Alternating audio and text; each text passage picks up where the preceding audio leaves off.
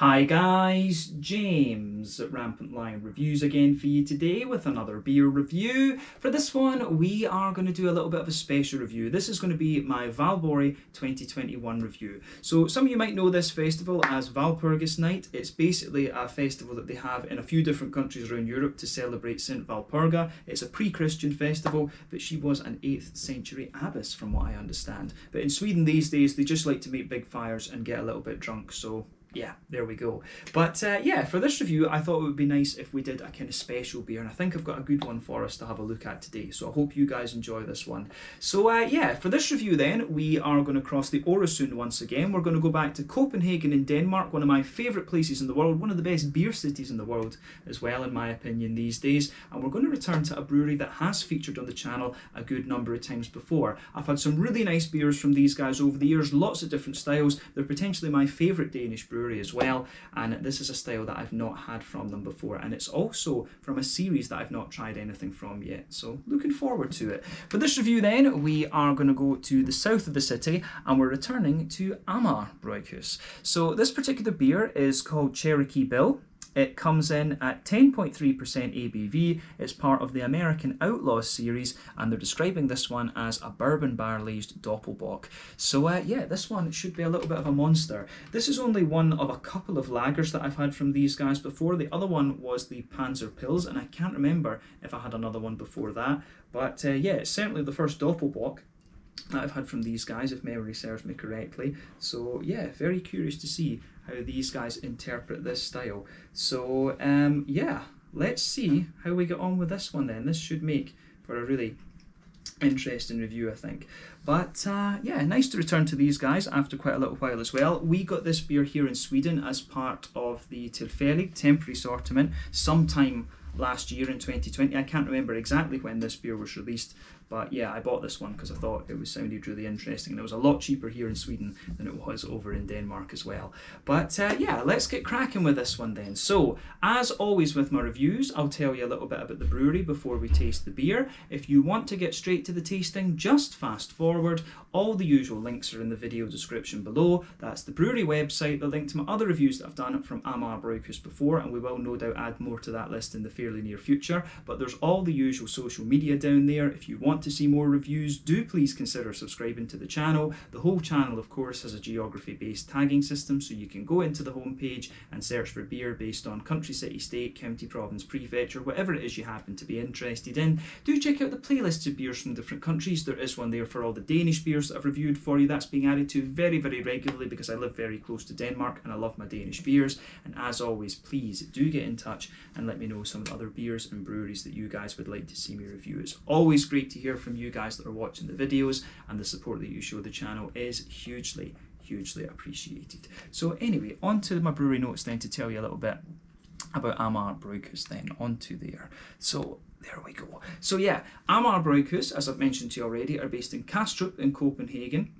over on Sjælland Island in the east of Denmark, the capital city, and they're probably one of the best known Danish craft breweries these days. For a long time I would have described this brewery as the best known Danish-based Danish brewery, because Totul and Mikkeller of course were gypsy breweries. But this brewery was established back in April of 2007 by two friends, Morten Valentin Lundsbak and Jakob Storm, and both of these guys were avid home brewers. But apparently in school the pair were forced to do a chemistry and physics project together, so they wrote about the fermentation process in beers, and this got them hooked. But both went on to gain their brewing diplomas from the Scandinavian School of Brewing in 2008, and the company has since gone on to become very highly decorated, one of Denmark's most highly decorated craft breweries, of course. But their first brewery was located in Tornby, in the southern part of the city, and they've been constantly expanding over the last few years. They had to buy a whole new brew kit in 2011, which took their total capacity up to around 250,000 litres, but they managed to get it up to around 400,000 litres in their first brewery. They moved to a new site a little bit closer to the airport in 2018, which doubled their capacity, so they can brew around 800,000 litres these days, and I think potentially there's even more than that because they're always adding tanks and things like this. But they also opened up their tap house bar in Copenhagen next to Nørreport station. That opened in March of 2019, and then they opened another bar not long after that in Amager, their kind of home province, if you like, or their home district, I guess we could say, which is called Bryghus. I still need to go and check that one out at some stage, but I'm not sure if everything is open because of the whole COVID-19 pandemic and things like that. But these guys, as I say, are a very, very well respected Danish brewery, and as of April 2021, when I'm producing this review for you, these guys have produced around 285 different kinds of beer according to Untappd. So yeah, that's all I can really tell you about Amager Bryghus for the moment. Probably my favourite beers that I've had from these guys would be the Batch 1000, Winter in Bangalore. Arctic Sunshine is a very good one. I'm trying to think what else we've had. The Bastard Princess, the first New England IPA that they did, was also very good.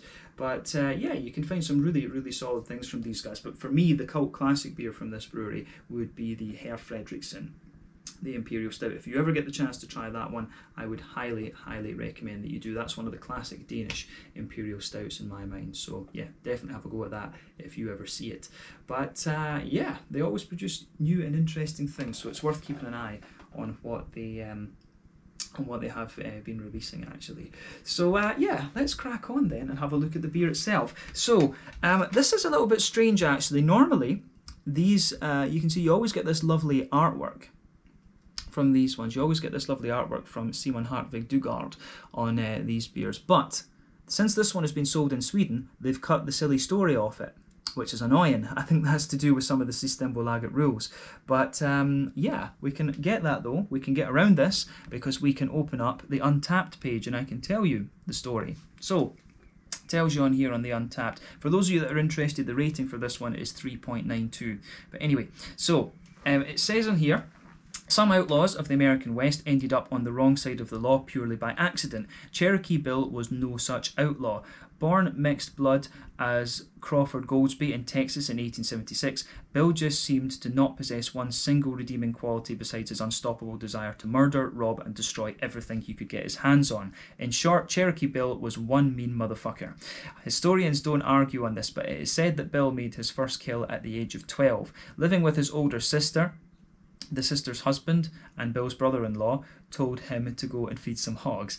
Bill, not wanting to feed no hogs, then killed the dude for being such a demanding arsehole. However, being this young, he couldn't go to prison, and getting away with murder seemed to give Cherokee Bill a sense of immortality. In 1894, he was a member of the notorious Cook Gang, who for the next year or so would terrorise Oklahoma, robbing banks, stagecoaches and stores, seemingly willing to shoot anyone who got in their way in what was a regular crime spree. But as so often happens, even Cherokee Bill's luck ran out and he ended up in jail at Fort Smith, Arkansas. Now, he wouldn't have been Cherokee Bill if he didn't try at least one jailbreak, which of course he did, shooting several guards, but this time he didn't manage to escape. On March 17th, 1896, Cherokee Bill was taken to the gallows just 20 years old. Asked if he had anything to say, he replied, and it doesn't finish it off. So, yeah, that's a bit unusual that doesn't finish off. They must have run out of characters for this one, but yeah, interesting story of Cherokee Bill anyway. Bit of a shame that, but yeah, that's all I can really tell you for this one. I didn't realise that it had run out of space, but yeah, as you can see, this is a lovely big 750ml bottle. This one there, you can see Cherokee Bill on there, which is pretty cool. You can see it's got a lovely red wax top on it, which I have sawed the shit out of before we're doing the video. We'll need to see if we can actually get this open, otherwise I will pause the video and just open it up. But yeah, it says on the side here, this one is being aged in Woodford Reserve bourbon barrels for 15 months. The malts in this one are Pilsner, Munich and Cara Munich, and the hops are Lemon Drop and Tittnanger, and it uses a German Bock yeast. So yeah, interesting, this one. As I say, this is one of only a handful of lager beers that I've had from Amager Bryghus before. The other one was the Panzer Pils. So remember, the definition of a lager beer is one that undergoes bottom fermentation, cold temperature fermentation in other words. So the fermentation takes place somewhere between about 8 and 12 degrees roughly. It varies from yeast to yeast and style to style and so on.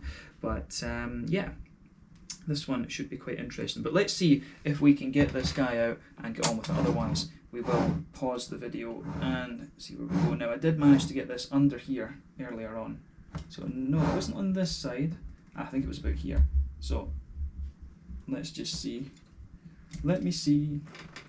I think. Aha, yeah.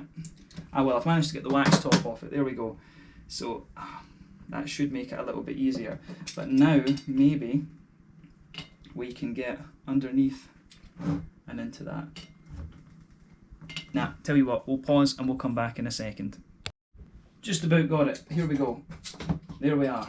So we did actually manage to get the pop in. That was it. Nice little bit of smoke on the opening then, and we can get it out and into the glass. Jeez, that's the one thing about these wax tops that is not fun, is just trying to get them open. I guess it's alright if you are just drinking the beer normally, but I'm the weirdo that does the beer reviews. But anyway, so let's get this guy out and we'll get on with the tasting then. So, this beer, I forgot to say how much this one cost. This one was a little bit more expensive. I think I paid either 190 or 200 Swedish kroners for this one. But yeah, it is a special beer. That is a little bit expensive. Of course, that translates to roughly like 20 euros or something like that. Probably, somewhere in the region of like 17 pounds sterling, something like that, and maybe like, $22, $23. But it was one of these cases where you're just like, fuck it, why not? So yeah, just saw a big bourbon barrel-aged Doppelbock, and I thought, yeah, let's go for it. But it was quite a bit cheaper over here in Sweden than it was over in Denmark, actually, which is unusual. That's because, of course, we get the we have the Systembolaget system, which keeps, for all of its faults, it does keep the prices of the craft beers down. So yeah, and you will add on about 10 crowns, of course, because the import company has to make some kind of profit on it. But yeah, just look at this. I'm surprised at the lightness and colour of this one. So yeah, as you can see when we poured this beer, it poured with about a 1/3 finger of a frothy, kind of creamy coloured head there. Maybe a fawn colour is the right way to describe that. That is just fading away to be a kind of nice light foamy layer there. I mean, it's 10.3%, so I don't think it'll hang around too long. But there's 1 or 2 big bubbles sticking towards the side of the glass, and quite a few medium-sized bubbles kind of going up towards the bottom of the head there. It does look very, very nice. Now, in terms of the colour of this one, of course, you will see that it is actually quite a light looking Doppelbock, actually. If you compare this to the likes of, the Augustiner Maximator, the Paulaner Salvator, the Eyinger Celebrator, of course, is another icon of this particular style bracket. This one is actually very light. This is a sort of nice kind of coppery mahogany colour. So it's actually more akin in terms of its colour to like a Maibock, for example. So I wasn't expecting that out of this one, I have to say. I was expecting something quite a bit darker than this, to be honest. But we're not judging it. It's a very highly rated beer, and knowing Amager, I think we are in for a little bit of a treat of this one. But the story of the Bock beers is that they came from, or the original Bock beer came from a town called Einbeck, and it was taken down to Munich by the locals, and then the locals in Munich, the Münchners, they made a little bit of fun of the Einbeckers because of their accent, and it sounded to them like the Einbeckers were saying, oh, it's a Bock beer, which of course Bock in German means goat, and this is why you get goats on many of the different Doppelbocks that you see today. So yeah, the Bock beers originate from Einbeck in Germany, which is one of the Saxony states. Saxon, I forget exactly which one though. But yeah, it's a lovely looking beer this. It does look a little bit more like a kind of Hellerbock or a Maibock or something though, so yeah, these styles of course are a little bit lighter than the kind of regular Doppelbocks, but it should be very interesting. Remember, the colour of your beer is determined 1 by the type of malts that you use, 2 by the length of your wort boil, barrel aging, and adjuncts and things are going to affect that as well. So maybe this one is affected a little bit by the barrel aging. But yeah, I mean, if you look at the malts that are in this, it was, what was it? It was Pilsner, Munich and Cara Munich and things like that. So yeah, you're not going to get such a darkness out of that colour. So in a way, it kind of makes sense. So maybe it's a very, very strong kind of single bock, if you like, or a very strong like Maibock. So we'll see when we taste it, of course, but it certainly looks very nice. You can see it's crystal clear as well, which is great. So yeah, let's have a closer look at the aroma of this one and just see how we get on. The aroma of that is just awesome. Yeah, that smells absolutely beautiful. It does actually smell a little bit more like a Maibock than a Doppelbock. So yeah, for me, a Doppelbock is a little bit more, if we talk about Doppelbocks, the thing that always comes to mind would be that big sort of treacly, molassesy sort of thing that you would associate with those ones I mentioned earlier, the Celebrator, the Maximator, these kind of things. But yeah, this one is quite interesting. I think this is really a little bit more of a kind of very strong Hellerbock, basically a strong light bock.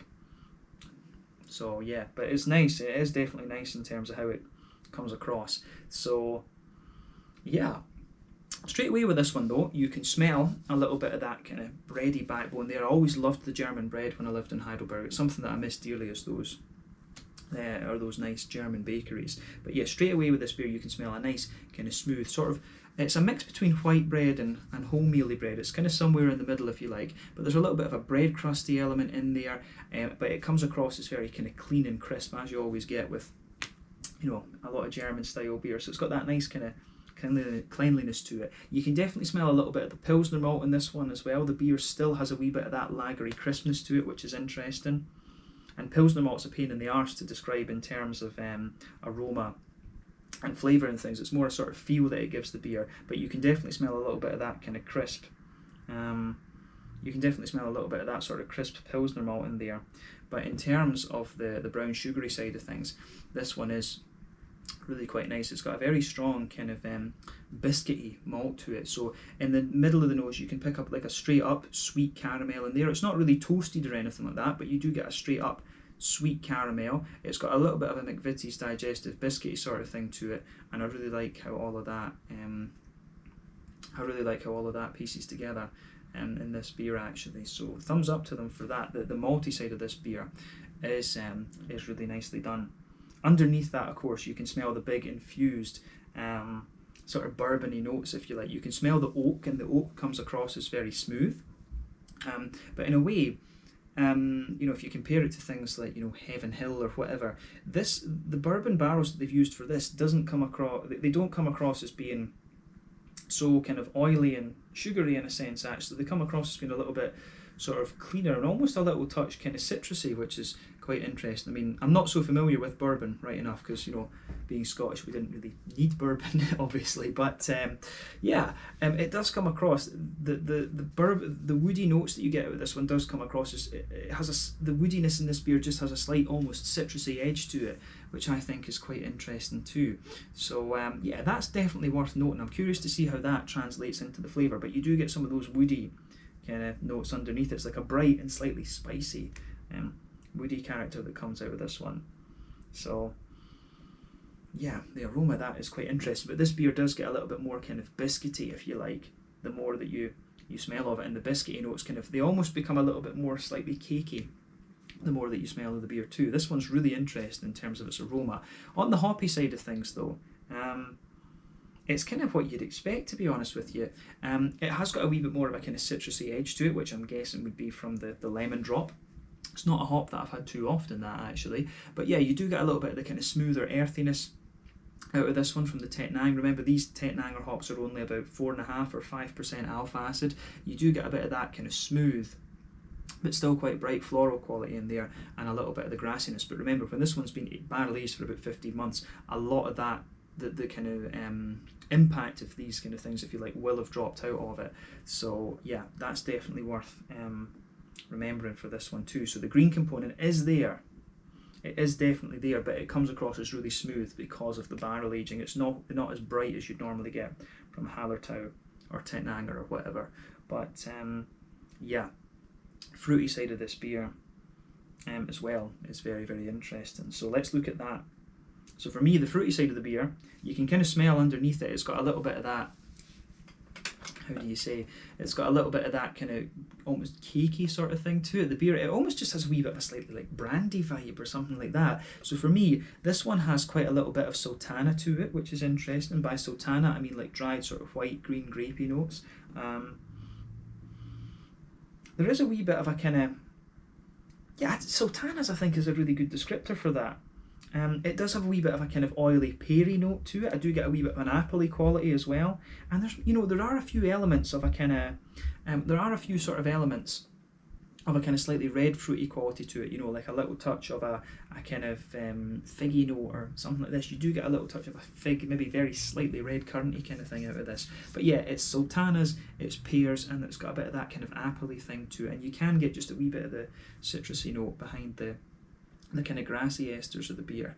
But yeah, it's got a really interesting aroma, this one. So certainly a lot of things in this one for me are pointing towards this being like a sort of strong Maibock, if you like. So yeah, I've never really figured out if there is a sort of technical line between these. A double, can you say a double Maibock maybe? I don't know. But yeah, or a Doppel Maibock we should say. But yeah, let's have a taste of this one then and see how we get on. Take a bit of time to go over the aroma of this before you taste it though, because this is like quite a quirky beer in that sense. You're not going to find so many sort of strong Maibocks like this that are at such a high strength, but I think it's time that we taste this one. So yeah, this one is the Cherokee Bill, a 10.3% Doppelbock, kind of like a Doppel Maibock, I think, from Amager Bryghus over in Copenhagen in Denmark. Happy Valborg, glad Valborg, happy Valpurgis night, whatever you want to call it. But here is to Saint Valpurga. Cheers. Slange, skål.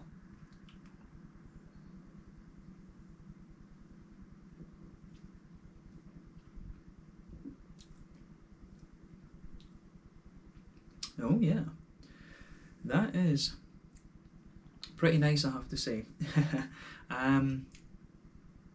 Yeah, it is very much like it is quite like a very strong Maibock, if you like.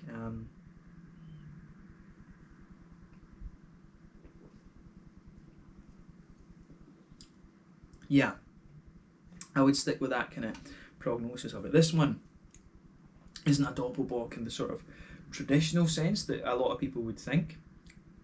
To be honest, this one is just, it is like a very, very strong, it's like a Doppel Maibock, I would say. But yeah, that's one of the things with that style. It is very much open to interpretation. But yeah, this one is a really well done beer. Not what I expected, but it is really nicely done. So yeah, thumbs up to Amager Bryghus for this. This is pretty damn solid. This is a sipper. I'm glad I'm sharing this with friends, of course. This thing would be mental to drink that all on your own. But yeah, let's go for it.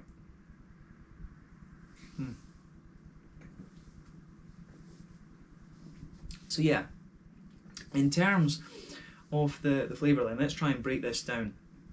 So straight away with this beer, you can feel that kind of nice malty quality just blanketing the middle of your palate there. It goes right across the middle of your tongue. So I really like that about this.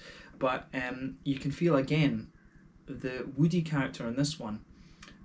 While it is quite smooth, it does have a wee touch of a kind of spiciness to it in a sense.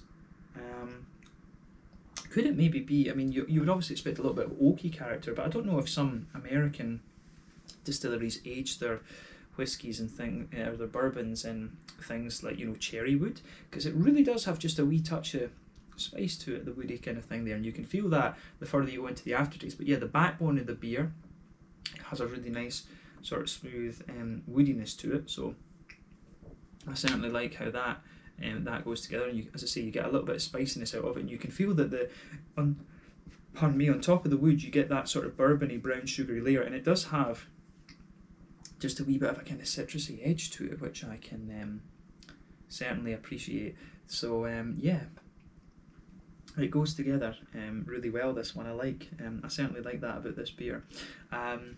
So yeah, it gives the beer a really interesting backbone compared to what I thought it was going to be. Absolutely. And this is different both from the bourbon barrel aging. You know, Heaven Hill, of course, is quite a popular bourbon barrel to use in Europe.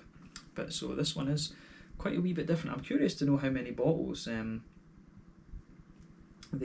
curious to know how many bottles of this they actually made.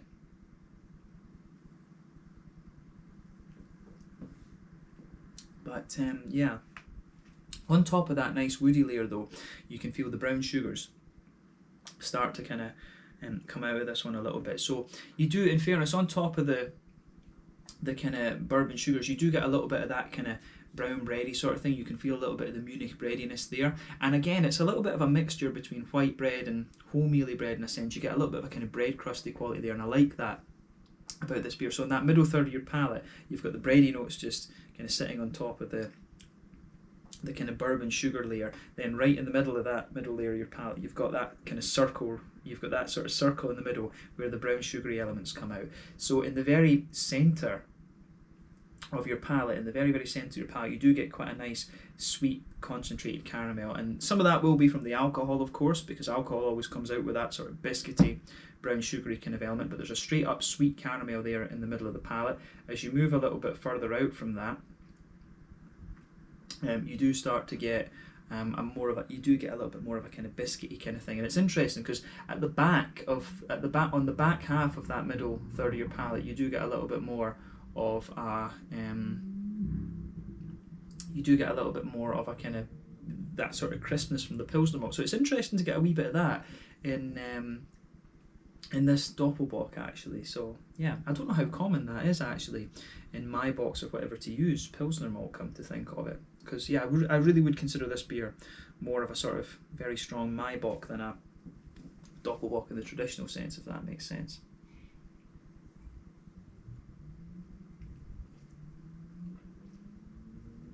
But yeah, this certainly has proved to be a very interesting experiment. And the other beer that I have from these guys to review is a I think it's a bourbon barrel aged quadruple, and that is like 15% or something. So yeah, that's going to be interesting to review too.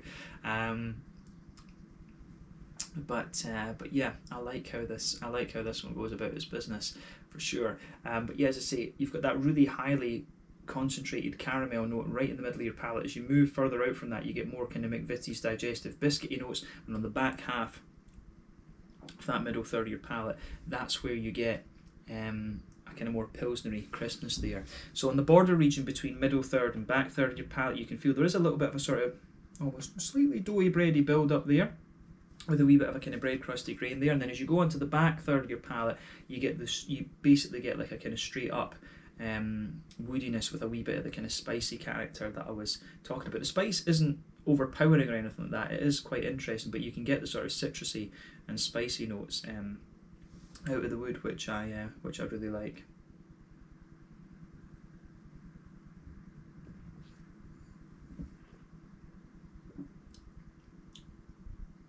So yeah, I certainly I like how that goes together. But on the back third of your palate, you can feel there are one or two little yeasty elements coming out of this one. You can feel the flavour just feels a little bit taller on that back third of your palate. So as you come further forward, you can feel the flavour gradually condenses down. Then in the middle third of your palate, it is quite kind of squashed together as you go kind of further forward actually. So yeah, you do get a wee touch of yeastiness on the back third of the palate there, which is quite interesting. But I think that covers the middle. I think that covers the middle third of your palate, the middle part of your palate, the malty and yeasty and barrel aging side of things quite well actually. Let's have a look at the hoppy side of the beer. So in the back corners of the palate, there is a little touch of earthiness there. As you move further forward from that, you do get a little bit more of, you get a wee touch of herbal quality, and as you move further and further forward along the sides of your palate, it starts to get a little bit more kind of, it gets a little bit more sort of floral and aromatic in a sense. So I really like how that comes out as well. That really does build a nice little bit of a spicy floral aromaticity. Then round the front curve of your palate, it gets a wee bit more kind of citrusy and zesty. You get a little bit of a kind of grassy note out of this. So I think that's the lemon drop that's doing that. Remember though, this beer has been aged for about 15 months, so the hoppy components you get out of this are a lot more kind of, not, well, diluted's not the right word, they've kind of died down quite a bit from what they would have been originally, but yeah, they still come out quite nicely. So yeah, good wee bit of green component there on this one, and it does come across as quite noble, but just a little bit more citrusy in that sense. But yeah, front third of your palate.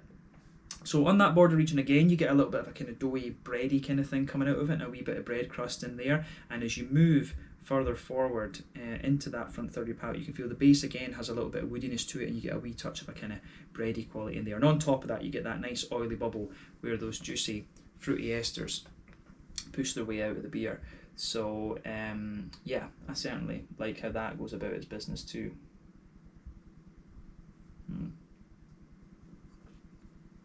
And the fruity side of the beer is kind of what I suspected it would be from the aroma. So for me, if you go to the back of that front third of your palate, you do get a sort of sultana type quality to this one. You get a wee touch of a kind of dried apricot note in there as well. There are one or two little figgy elements, and it does almost have a wee bit of cakiness on that border region between front third and middle third of your palate. You do just get a little bit of a kind of like brandy cakey kind of thing out of this one. But yeah, as you move further forward, a little bit of sultana in there. It does develop out quite a sort of peary ester actually in a sense, but yeah, lots of nice juicy sultanas in there, a little bit of a peary note, maybe a wee touch of a kind of datey thing too. But as you move into the front half of that front third of your tongue, you'll get one or two little figgy undertones, and then a wee bit of an almost slightly like spicy appley quality out of this one. So yeah, this is really quite interesting. In terms of its flavour profile, it is definitely more like a kind of heller Doppelbock, I guess we could call it, or a Doppel-Maibock. Maybe that's maybe another way to term this one. So it's definitely on the lighter side of the Doppelbock spectrum, whereas it doesn't, you know, you can see that from the colour as soon as you pour it right enough. So it is like a Doppel-Hellerbock, or as I say, a Doppel-Maibock rather than a straight up kind of more treacly, molassesy type Doppelbock. So this was an interesting one for sure, absolutely. So thumbs up to Amager Bryghus for doing something a little bit different. But yeah, let's let's kind of round off the review with the mouthfeel then. So this one's interesting on the mouthfeel as well.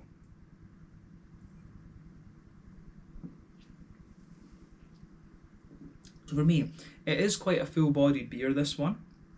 Yeah, top end of mid-bodied, bottom end of full-bodied, it's kind of around there, with a lager beer of course. It is still going to have a bit of slickness to it. So yeah, this one has a kind of, it does have a wee bit of crispness in the carbonation, which is quite interesting when you consider what strength it is. So there is a wee bit of crispness in there. I think the Pilsner malt kind of helps out with that as well on the back half of the middle third of your palate. So yeah, you do get a wee bit of crispness out of this one, which is funny to think about when it's a lager beer. But yeah, but it has a wee bit of slickness to it, and it has that lovely kind of cleanliness that you would expect as well. But yeah, in terms of hoppy bitterness and things, it's difficult to say. It's difficult to say. It does have a wee bit of bitterness, in honesty. It's maybe like 15, 20 IBUs, something like that. But it's difficult in the sense that it does have a wee bit of a citrusy, zesty quality to it as well. So it's difficult to figure out where the kind of citrusy, zesty sort of thing is. The slight spiciness from the wood, almost, it adds into it as well. So yeah, there's something going on between the citrusy zestiness, the spiciness of the wood, and a wee bit of the hoppy bitterness too. So this is really interesting in that regard. Actually, I like how all of that goes together. So yeah, I think the hoppy bitterness in this one might be about 15, maybe 20 IBUs, something like that. The malty, basically, you've got a nice slightly spicy woody undertone to it. You've got a little bit of an oily and slick brown sugary element in there, and then you've also got some nice kind of slick, oily, juicy, fruity notes in there. It's quite a dried, fruity character that you get out of this beer, but certainly a really interesting one. I think this is going to be really nice to share with my friends when they get here in a little bit.